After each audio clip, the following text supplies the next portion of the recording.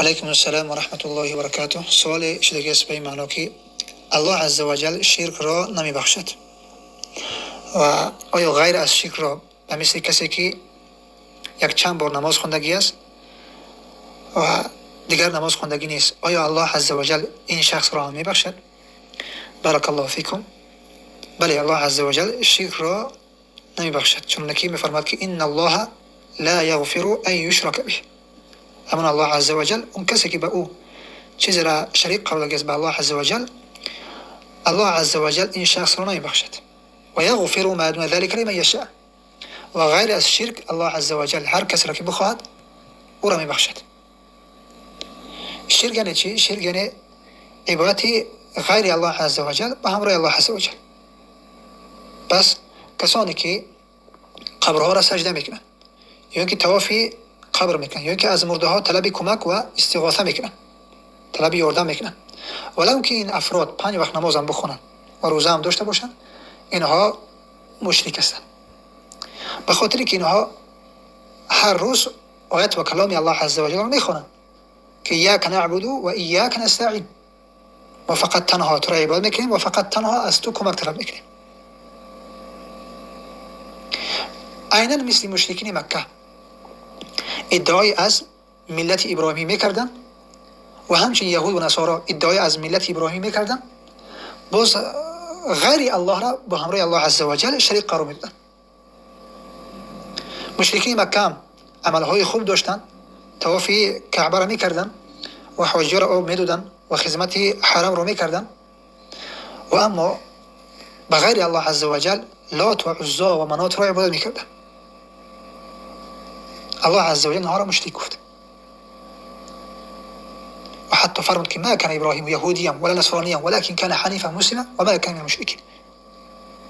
ابراهیم نه یهودی بود نه نصرانی بود، بلکه حنیف بود، یعنی به سوی حق تمایل داشت و از شرک و از باطل اعراض کننده بود و از مشرکین نبود. و همچنین الله عز و جل می‌فرماید که انه من یشرک بالله فقد حرم الله علیه الجنه. هر کسی که شرک به الله عز و جل میکند، الله می‌فرماید که جنت را برای این شخص الله حرام کرده است. جنت برای مشرک حرام است، جنت برای موحد است، برای مؤمن است، برای مسلمان است. برای کسی است که شرک به الله عز و جل کردگی نیست. و این معنایی را ندارد که یک نفر اگر کفر کرد الله او را میبخشد، نه، بلکه اگر شخص کفر کرد، دعوی علم غیب کرد، یا اینکه یک نفر ادعای از علم غیب کرد، او را تایید کرد، او را قبولش کرد، یا اینکه یک نفر دعوای پیامبری کرد، او را قبول کرد، این نفر کافر میشود و کافرم الله عز و جل نمیبخشد. کافرم الله عز و جل نمیبخشد.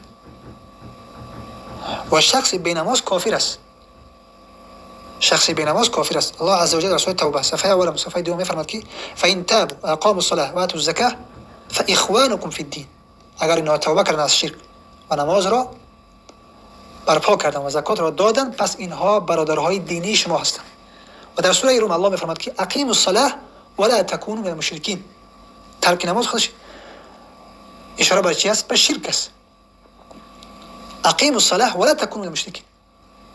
نماز را برپا بدارید و از مشرکین نباشید، زیرا مشرکین نماز نمیخونند. نماز را برپا بدارید و از مشرکین نباشید. پس اینکه الله عز و جل شرک را نمیبخشد و غیر از شرک را، یعنی اینکه غیر از همین شرک و کفر کی هست، غیر از اینها الله عز و جل اون گناهانی که به درجه شرک و کفر نیستند، به درجه شرک و کفر اکبر نیستند، شرک اکبر و کفر اکبر نیستند، الله عز و جل اونها را میبخشد برای هر کسی که بخواهد.